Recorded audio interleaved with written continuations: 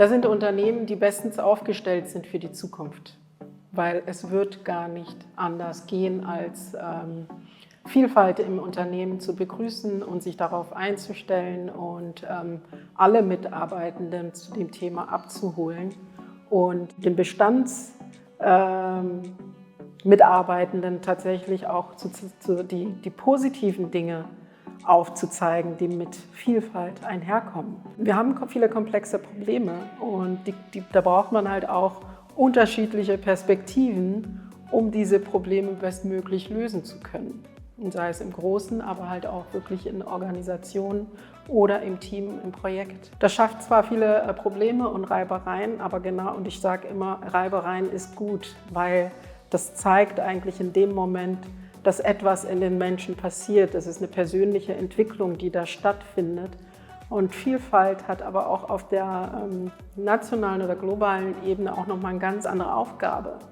Es unterstützt nämlich Offenheit. Das heißt, wenn wir im Unternehmen Offenheit lernen mit Kollegen, dann gehen wir raus in die Welt und begegnen dann natürlich auch fremden Menschen offener, weil wir das halt kennen. Und das ist das, was halt auch Unternehmen tun können, um die Probleme, die wir in der Gesellschaft haben, zu unterstützen, indem sie Vielfalt im Unternehmen unterstützen. Ja, Unternehmen, die sich wirklich ernsthaft mit dem DEI-Thema auseinandersetzen, haben viele Vorteile. Man kann zum einen natürlich nennen die soziale Verantwortung. Ich meine, heute gibt es zahlreiche Haltungskommunikationskampagnen, die für Vielfalt einstehen. Aber Unternehmen müssen sich auch fragen, so, wenn ich mich selber als Corporate Citizens sehe, wie setze ich das dann auch intern um? Dann gibt es aber natürlich auch ganz klare Business Cases. Ne? Ich meine, Fachkräftemangel, der Faktor Mensch ist heute natürlich ganz, ganz wichtig. Und wie schafft man es als Unternehmen, mit verschiedenen Perspektiven gut zusammenzuarbeiten, gute Lösungen zu finden, innovativ zu sein? Das sind sicherlich dann eher so die Argumente, die für eine betriebswirtschaftliche Perspektive sprechen. Ja, die Herausforderung ist natürlich, dass man mit Vielfalt selber oder Diversity natürlich noch nicht so viel gewonnen hat. Also man muss natürlich auch schauen, wie bindet man Mitarbeiter ein, wie schafft man ein Umfeld, dass sich jeder zugehörig fühlt. Also es geht nicht nur darum, möglichst vielfältige Belegschaften zusammenzustellen, sondern auch zu schauen, wie kann man denn auch gut miteinander arbeiten. Und das ist, glaube ich, eine große Herausforderung, unterschiedliche Kulturen, unterschiedliche Perspektiven, auch Persönlichkeiten zusammenzubringen. Die Herausforderung ist, ich glaube, einmal auf der persönlichen Ebene, weil ich glaube, dass halt viele das erstmal so als Hobby sehen von einigen wenigen Mitarbeitenden, die da Interesse haben und das irgendwie lossteuern.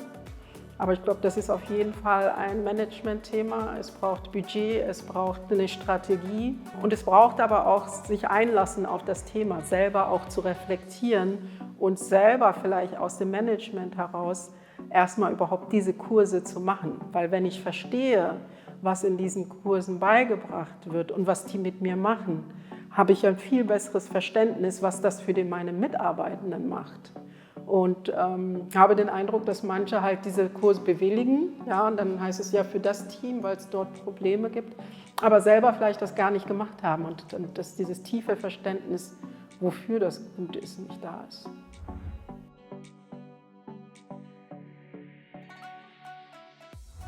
Das Management. Weil sie müssen die Strategie vorgeben, die müssen sagen, wo wollen wir hin? Und die müssen auch sagen, was sind wir bereit dafür zu investieren, wie viel Geld habt ihr? Und dann kann Diversity, der HR das aufgreifen und zu sagen, alles klar, zu der Strategie haben wir folgende Maßnahmen entwickelt und die interne Kommunikation greift ja dann auch darauf auf. Ja, so schön wäre es natürlich erstmal, wenn es von ganz oben das Commitment gäbe, also von der Unternehmensleitung. Und dann ist es tatsächlich eine Querschnittsfunktion, würde ich sagen, also zwischen Management, HR und interner Kommunikation, weil alle Bereiche dafür wichtig sind, weil es geht ja hauptsächlich um die Organisation viel stärker als um die Außenwahrnehmung.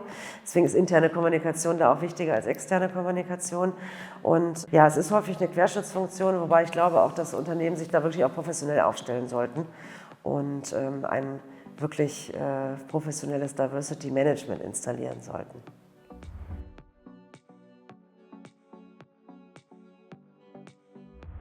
Ja, ich glaube, die interne Kommunikation ist da ein ganz wichtiger Hebel, um einfach mal ein Verständnis zu schaffen, was bedeutet eigentlich Diversity und Inclusion. Weil ich glaube, das hat heute teilweise auch ein Imageproblem. Man denkt, ja, da geht es um Women's Day oder um Pride Month oder so. Das ist es aber nicht alleine. Und interne Kommunikation kann natürlich auch die Räume schaffen, um eben zu lernen und sich weiterzuentwickeln. Und, glaube ich, auch zu überzeugen. Das ist auch ganz wichtig. Und da halte ich es ja mit dem Spruch von Ruth Bader Ginsburg, die gesagt hat, man sollte Veränderungen immer so angehen, dass es anderen Leuten gelingt, auch mitzumachen. Und man sollte also nicht versuchen, mit der Holzhammermethode voranzugehen, sondern immer Schritt für Schritt.